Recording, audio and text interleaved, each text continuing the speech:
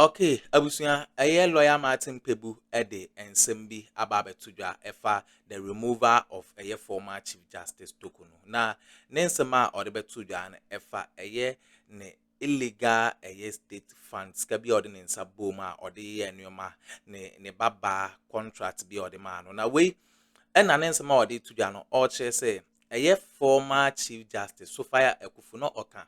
It is oka Council of State Members no time and removal process no ekoso no ye bisa sa ma me say enti no sa nneoma former Chief Justice Torkornoo waye no sika ordinance abom contract bia ode ama ne maba no ne kwan so na se ode ma omana na asema ma me na kan nyina che say da bi eni kwan say enka yes former Chief Justice Torkornoo enka ordinance akobo sa sika no anase oma ne baby contract enti no sisi ano Sophia Akuffo wa make you turn aba be yeden aba be blame former Chief Justice Torkornoo se ne nyoma bia oye no na ehun hia se se oye ama sisi ano say onokra ma o che se ye de maame no ekoko piemu ewo course na illegal process bia ekoso no the law is the law maame no why then wafum embra into ye proceed in the case na say baby a embra ne da no ye de ato lawyer Martin Pebu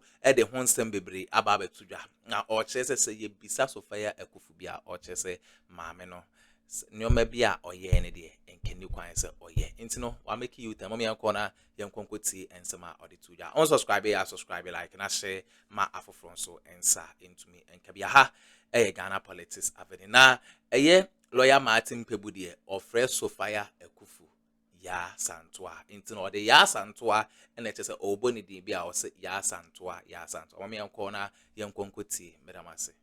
In this instance, is it a fair treatment as has been dealt the now former Chief Justice? Counsel. Oh, absolutely. It's a fair treatment, all right? Look, let's start this way. Even before we go, 2 quick comments. I've seen a story on City News that says that Xp0šě says he will not contest. So I believe that with City News being quite a credible station, it means that Xp0šě will not contest the next election. So that's good, all right? Then number 2, so to start this one, Mr. Okansi, as we speak, and you know, earlier on in the week, I did an interview on this matter. It's on YouTube, okay? True. When I answered Sophia Akuffo, our beloved Sophia Akuffo, yes, Antoa. Please, people are still going to jail for stealing chicken, plantain, cocoyam, goats, etc. Article 17 says that we are all citizens, equality before the law. Let me tell you, this matters that we've been trying to be polite, right, by not calling what the ex-Chief Justice did by its proper names. We've been trying, we've been polite, but the more you get the way Kofi is going, then the more we are tempted to actually call those infractions by their names. Abuse of office. That's corruption, please. Abuse of office? Abuse of office and corruption. That is what those things are. How? Please, look, let's stop. Let's stop this. It's not good because, look, I thought that is very clear. Because of what Justice Torkornoo is done, she served the country. You see, we always have to read the mood of the nation. What did you show? 337,000 for per diems and what? For per diems. Look at the audit report. What did he say? The daughter got $10,000. 10,000, Kofi. Who appointed Torkornoo's daughter to take $10,000? You know how much? Even today, $10,000 is $105,000. I can tell you, check Ghana Statistical Service. Millions of our citizens, not even thousands, so millions of our citizens don't earn $10,000 in 12 months. $10,000. So if you bring it to Ghana, it's $105,000. Please, can we divide 105,000 by 12 months? You see. You asked me who appointed her. Who paid that money to her? The accountant. Who asked her with to what take authorization did that accountant pay that money? Of course, with the Chief Justice authorization. What are you talking about? Please stop playing ostrich. You think the accountant can tell Chief Justice that I'm not paying you? Exactly. So if you're an accountant, if you're an accountant and the Chief Justice comes, you asked me a question. That's why I came. Yes, the more you do this. So you make your presentation. Okay, the more you do this, the more it's unfortunate. It's unfortunate. No, go ahead. 105,000 Ghana cedis divided by 12. Then you see the gravity of millions of our citizens don't get that. They get up and go to work 21 to 22 working days a month. The people sweeping, the Zoom Lion sweepers, all right, the security men, so many farmers, lots of people don't get $10,000 a year. That's just one trip. Then the husband also got $6,000. Look at the ticket. We spent about $100,000 on the Adam Amiga, this is Torkornoo, the lady, the daughter, spent on the husband. Please, let's not trivialize these matters. And that's how come when Justice Sophia Akuffo said we are trivializing the office, I said, oh, my beloved Yasantua, did you really say this? Because when you say trivialities, money that a lot of our citizens don't see in a year, okay, 105,000, that's even just one trip, 105,000, that's a one trip. I've not added the husband soon, now I'm ready, 105,000 divided by 12. Okay. You get 8,750 a month. Check, even Ghana Statistical Service, check. The last time they did somebody can Google it, even civil service, when you go in there, it's only they said over about 90% of our citizens don't earn 8,000 a month. Please, Govi, look at it. Hey, you keep calling me. Yes, I want to invite you. The money is gone. Martin, that's not the issue. You said it's not significant. The issue of whether people are making... Look, do you know the kinds of money our leaders spend on tea? Excellent. So that's the question. The issue is not that it's 8,000 a month. The issue is... We're going to get... I think that point you made... So I'm not coming to that point. And that is where we are making the mistake. We all know. Look, this morning I referenced the Cecilia Dapa cash. Okay? Mustafa Hamid is gone away with 200 here and his bunch. Please, it's an allegation. Oh, yes, so I'm free to mention it. If he says it's false, he should bring his evidence. 280 million Ghana cedis. The Mustafa Hamid corruption case. 280 million. The allegation. Yes. No, it's in court. Okay, yes. Yes, it's in court. So I believe it. I believe what the OSP is. So I'm entitled to say so. Right.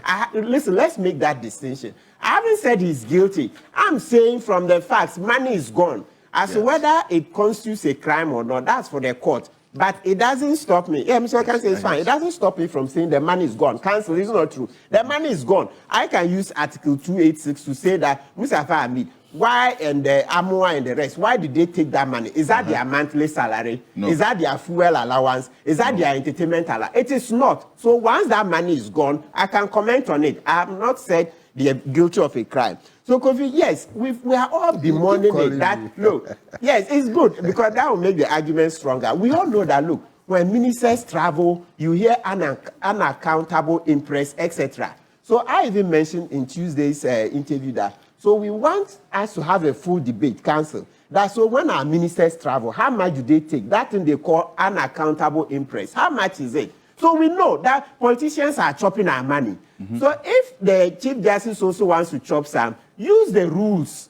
But why you don't use the rules, not that we agree, but what I mean is that once you've gone and to do something and it's against the rules will apply. Look, the thing says that, I don't know what makes it rocket science. The policy, and it was there even during Yasantua's time, because when she went to testify, she was asked that when she was there, she was shown the document. It says, when you are going on a private visit, please use the state security, because there's a professional trained for that.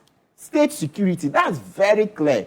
Justice Torkornoo went on 2 private trips and didn't use the state security. One of them, she went with her daughter. The daughter made $10,000, which millions of our citizens don't make the whole year. That's one trip. The next one, she went with the husband, $6,000, right? Which also millions of our citizens don't make. So this is not trivial. Not like what our beloved Yasantua. It's wrong. We are saying it's yes. wrong. Yes. So that is it. Agreed. Just look. I know people are buzzing my phone with the reference to this Angela Rayner, UK Deputy Prime Minister. She resigned because she failed to pay tax of about $40,000. She resigned yesterday. She had to resign. She had to resign. You see, so this thing that we're trying to justify, the more we do it, then it's like, okay, we are not ready for the reset agenda. No. So to be clear, the rules are there, and even when you go, you dig further, there isn't anything like Justice Torkornoo is not aware. Look, when Sophia Akuffo was asked during the proceedings that she see that when a Chief Justice is appointed, there's an appointment letter, and inside that letter, there's per diem for travels, etc. It turns out that what is in the appointment letter is at variance with the policy this very policy that they set up there. Which is very normal. So why would it be at variance? You go into office, viewers, let's go step back this way. Yeah, and you know we are saying that the president in our next constitution should not choose Chief Justice, Supreme Court Justice, etc. We started making you want that power taken from the president? Yes, it should be taken. Article 144 clause, let's just say 144 should go. The power of the president to appoint high court judges, court of appeal judges, Supreme Court judges. No, let's do an independent judicial council, not the type in Article 153. Specifically, I mean, over there, when you go there, you see that the president controls at least seven appointees on the judicial council directly. He appoints 4, appoints an attorney general 5, the police representative 6. The police representative will listen to the president. The army representative will listen to the president because the president is the commander-in-chief. So about 7 persons on the judicial council are not independent. They are not independent, even some of the judges to some extent, because the judges are also appointed by the president. So the judicial council is not fit for purpose. So we change the judicial council, then we also take away the powers of the president to appoint judges in Article 144, right? So we do this, then we get more independent justices. So the point, and not just you, of course, we are making the point. So you see that there's an appointment letter, a Chief Justice is appointed, there's an appointment letter, and it mentions what are the per diems, etc. You come into office, then you set up a different policy. No, so ipso facto, we are already in the realms of illegality. If you think the president should not be giving you terms and conditions of appointment, say so, fight it, I'm not taking this letter. But you don't take the letter of appointment, then go into office and go and do something different. Because the letter of appointment is a contract. Once you accepted it, it's binding until it's been set aside. So if you go and do something else in office, it's an illegality. So in cross-examination, Yasantua was asked, do you see that the per diem stated in the letter of appointment is different from the per diem in this very policy? She says, yes. Yasantua was asked in cross-examination, when you're going on, that one, page 22, when a Chief Justice is going on a private visit, private trip, the Chief Justice must go with a security. She said yes, she agreed. So the question is that once Justice Torkornoo went with her family relations on private visits, isn't it a breach? It's clear beyond doubt. This is what in law we call no further inquiry. No further inquiry. The thing is as plain as white. This is open and shut. Open and shut. And yet today we are being told that there's not enough evidence has been adduced, it's not clear, etc. No. And let's shift. You see, these matters we are talking about, they didn't start today. When it comes to what constitutes stated misbehavior, look, as far back as 2006, in the Ejechum case, listen what the Supreme Court said when it comes to the transfer of the judges. It says this Datiba and Justice Sophia Akuffo, yes, and to concurred. What I'm about to read, Sophia Akuffo concurred, Wood CJ concurred. She said even though she concurred, then she has over time been reflecting on that particular Frank Ejechum case, and she's seen the flaws in the position that she took. And reason why she thinks that there has to be some reforms in Article 146 specific to the process of the removal of the Chief Justice. And because Marty, you keep mentioning me. Yeah. Nobody is justifying what has happened. I have a mountain of problems with the kind of profligacy in Article 71 appointees. The kind of money they spend there for all kinds of things. Excellent. So I'm not justifying it. Yes. What I'm saying is, ever side you are on, we need to be very sober about this. And you see what Okansi just said. I think we need an Article 296 application to 146. There must be even further clarification. You know, in other places they call it high crimes and misdemeanors. It is intentionally left vague. High crimes are like murder. A misdemeanor could be a traffic offense. But when you come to some of these, my point is, if we don't, over time, tighten it up, then it will become a crude tool that anybody will use against their enemy. And I think we are getting there. Oh, that one we all agree. We are not justifying this. Yes, we all but I'm agree. saying we need to be very sober at this. That is why we are saying that. Because we've seen Charlotte, we've not seen this one, we will see others. Yes, and that's why we are saying that in the new constitution, Article 144, the president's powers and Article 144 must go so that there will be a more independent judiciary. His powers under Article 153 must also go so that we get a more independent judicial council. We started making this. I joined. You see what I wrote about that? Yes, I agree. He said, So let's read a bit to show what the Supreme Court says is stated misbehavior. At page 775, this is what that bar says. I think that the plaintiff's argument on this issue is founded on the fallacy that a Chief Justice's conduct in the administration of the judiciary can never ever be construed as a stated misbehavior or incompetence within the meaning of Article 1461 of the Constitution. Other justices of the Superior Court also have administrative responsibilities, such as the supervising High Court judge or judges representing the judiciary on the General Legal Council.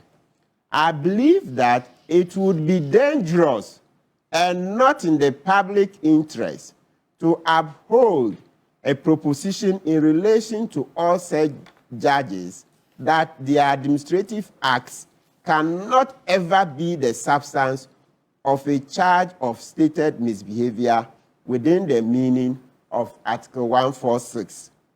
As far as the Chief Justice is concerned, I think it is reasonable to link his conduct of administrative responsibilities with his position as a judge.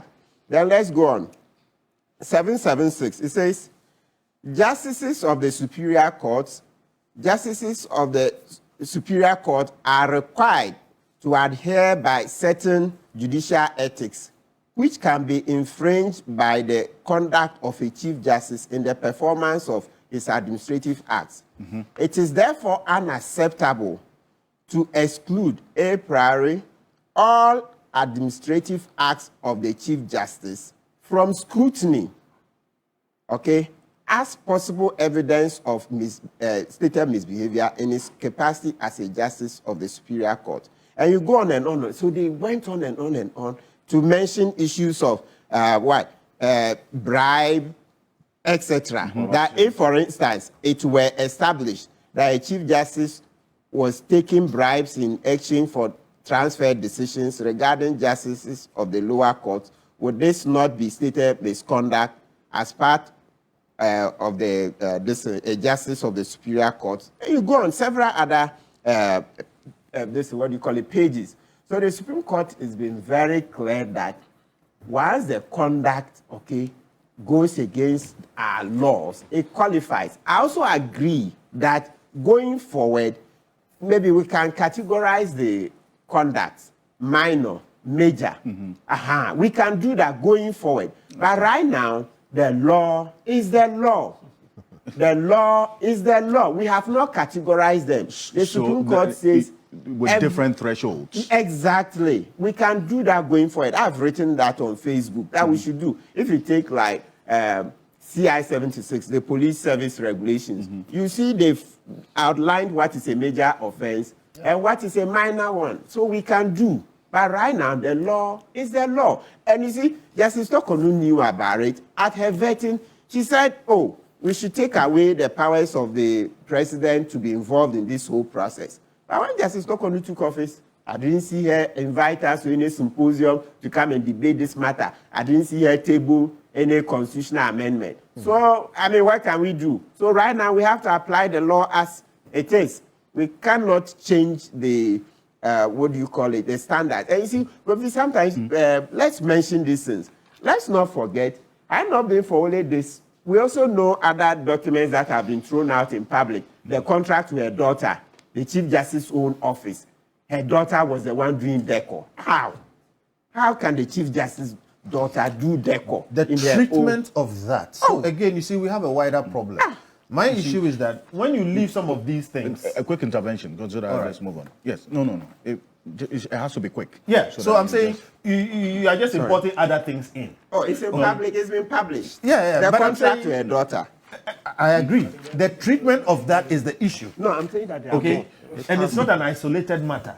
So we need a holistic dealing with this matter. My worry is that you leave all of these things in a certain discretion way. Now, the framers of the Constitution did not intend that Article 146 will be used this way.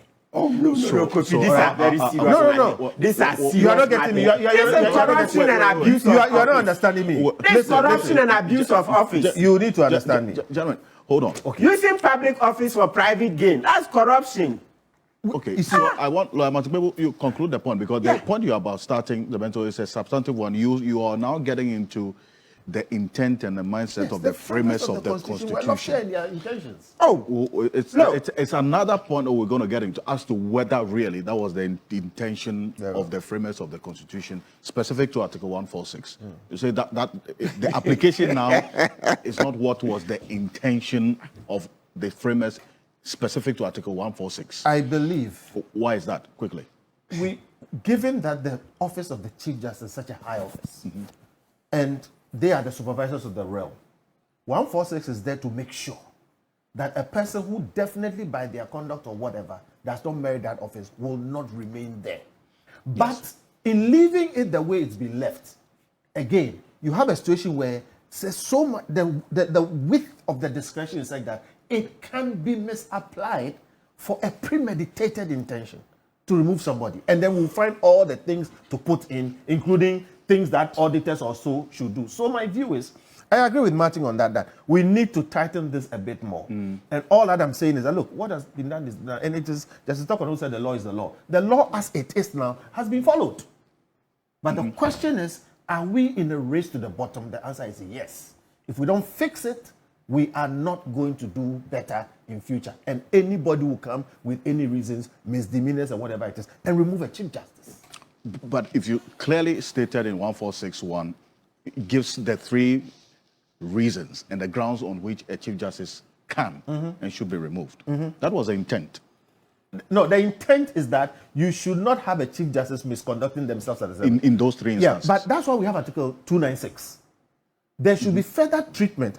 Premeditated intention. That's where the problems are. So you don't deal with that tomorrow. We'll have a problem. Your view is that this, and I'll have you conclude on the point. The penal consequence, in your view, should have been possibly a refund and not as one of the bases for her removal. Absolutely. If this is the issue. Okay. It's an audit issue. Yes, Mr. Counsel, let me repeat this argument. That, we've said that there are three professions in this world. There are only three. Law, prostitution, and what? Divinity, the pastors, right? And amongst that, law is primus inter pares. So we are held to the highest standard. We are held to the highest standard. So yes, I get you. An ordinary civil servant may be asked to refund, etc. But for the citizens, when that concerns a judge, the judge applies the law, putting us on the straight and narrow. So the least thing you find that the judge has left straight and narrow and is on the this wayward path, the citizens lose confidence in the justice all system. Judges or this one alone? Oh, so this is the example that's come out. So is that rule for all judges? Which one? This one? No, what you're saying that a judge has refused to hear me in court because I was not wearing a white shirt. All right? And denied my client, the necessary representation. Yeah, but those are the rules. Is that rule correct? Yes, it's a rule. It's a rule that don't go to, they say, oh, the legal, they say, one way law school, they gave us, they say, they prescribe, I can't go to court with this. No, wait. You don't use blue shirt. You can't use a blue tunic. They say white. Wait. That's a prescribed uniform. Wait. Do you know? Sorry, we are going there. No, Hold on, just 1 minute. It is established that you should not visit the sins of a lawyer on their client, right? Right. And when in almost every high court, okay, there is that laxity. That's the point I'm making. And that was my first time in that court. And I was very well dressed. And the person says, this place you can't do this. I said, oh my Lord, next time I won't do that. The Supreme Court, they sack people. You are not getting my point. Listen okay, to in the Supreme Court, that is an established rule. No, I'm coming because he said something. Yes. We are educating the public. He is saying law is the greatest profession. I don't agree. But if he's saying that these rules must be so stringent, and I'm saying, should it be only against the Chief Justice or all of us lawyers? Well, and to the extent that, look, so many atrocious things happen in courts. All right? My boss is here. Okay, are we going to apply this high-handed rules to ourselves, or we are going to be measured in how we deal with things? Because okay, look, I think that you've gone on about how high-handedness you think it is, and the fact that yes, this is a very high threshold applied to what you describe as a very. For the lack of better expression, not too grave a mistake to warrant the removal of a Chief Justice. Yes. The concern that Lawyer Matikbebu raises is the integrity attached to the office, right, of the Chief Justice. Can such an act be excused and described as not too grave to warrant the removal, taking into consideration that office and what is expected of the office of the Chief Justice? Can that be done? No, say it again. I'm saying, can this act, as she has been flagged to have been involved in, be described as not grave enough to remove? Certainly not. Certainly not. That's the very question we are answering. That it cannot be. So far, what has happened? The other names for these things that have happened is corruption. Corruption. Abuse of office. That's the other names. Misappropriation of 337,000 on foreign travels. Yes. Because the money is went to the daughter, went to family relations. So using public office for what? Private gain. Please. Yes, maybe we are forced to do it. I don't like, I've made noise here, ad nauseam, that we should allow her to resign. Yes, I am influenced by that largely because I've seen the executive take more. This is chicken feed when you go to the ministries, etc. And that's why I said at least we should have allowed her to resign. Then we can have a national dialogue on this and especially streamline what happens in the ministries. They travel business class, etc. The president said he had banned first class. Citizens came out and said, how many airlines even do first class? Then it looks like that debate went quiet because now does it mean that our ministers are doing economy premium or they are doing business? If they are doing business, maybe we should revisit it. So you can see that it's the inequality that is fueling all of this. There's a lot of inequality in the system because even when you Google, the pay disparities house mentioned. Look, when you Google pay salary, civil servant, they say, just Google it. You see, it says average public sector salary hits 2,594. Okay, this publication is 17 February 2025. That's on Graphic Online. Hey, by the way, please, in case you haven't seen, I understand the story that the city is the worst performing currency. It's false. Yes, it's a matter we'll deal with. It's false. Okay. But when you Google this, you see, so call it 2,600 Ghana Akuffo. So you see the point I was making. So if 8,750 per month, if you divide 105,000, okay, it's gone into somebody's pocket. It's a serious matter that involves millions of people. That's why Article 71 should be deleted. Yes. That's a different matter. That's why it's fueling this whole debate because you see that for decades, our citizens have been very upset that the public servants and the politicians are feeding fat on the public purse. It's creating too much disquiet. That's the thing. So that's what's been behind this, and that's how come nobody would be here to say that the 337,000 Ghana cedis is no money. And that's where Yas Antoine got it wrong. And you see that if you go into the audit report, you'll find out that, unfortunately, it's not Justice Torkornoo alone who has breached this rule. Her predecessors also did. also did. Yeah, the report. Other Chief yes, Justices? Other Chief Justices did. It's shown. And some were asked to also refund. The audit report... No, not the committee, but in the audit report. The audit report that first flagged this matter, a certain Chief Justice was also asked to refund. So why not this time? Sorry. No, but this is And that Chief Justice is left, left office. Let's Right? Yes, they said that Chief Justice is left office. That's what I'm saying. That Chief Justice is in the report. Please, just get the Auditor Yes. General's report. You see, that Chief Justice is left office. And then it further shows that it even when that wasn't the first time, others who were involved. So you see the accountability this case is solving. It means that every Chief Justice henceforth will be careful. The next Chief Justice coming will be extremely careful, knowing that the listing that Chief Justice will be out. So that's accountability. So this case is rather strengthened us. And let's always remember, Angela Rayner, she didn't pay tax of $40,000. She resigned. She resigned straight. She didn't even wait. She even referred herself, Deputy Prime Minister. She referred herself to the Ethics Committee, the Ethics Advisor. And then when the advisor came out and said, yes, you didn't intentionally evade the tax, but you've broken the rule. Out of the door. And here we are dragging it and saying which hand to which. Yes, public in the executive, they are spending our money rough, right? Or got the chopper nyafu. So let's solve that one too separately. But we can't say because when you go to the executive, they're able to get unaccountable impress and they are chopping the money rough. Then even where the rule is very clear, we should just sweep that under the carpet. No. But is there any confusion, really, and lack of clarity about who the former Chief Justice could travel with and how much per diem could be paid? There's no confusion at all. The thing says, the policy, it says that when you are going on official trips, that one, you can go with your relation, okay? The spouse, the daughter, yes. But when it is a private trip, go with the state-appointed security. It's obvious. When it's an official trip, when you go there, they provide security. Provide security. But when you're on a private visit, they don't provide security. So use the state. The state pays for the security. Okay, but this is what she said about that proposal you made. And I'll come to you and then Lawyer Abraham Amaleba. On the proposal of she resigning earlier, she responded to this. Yes. That, look, it wasn't on the table. It was foreclosed. This is what she said. Take a look. Yeah. While Article 146 proceedings are being conducted to remove a judge, it's not an option any judge or public official can even have. There is a decided case on the matter by the Supreme Court.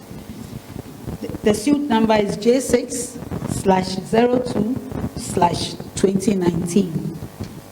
Again, no one has the authority to walk away from proceedings started by the state.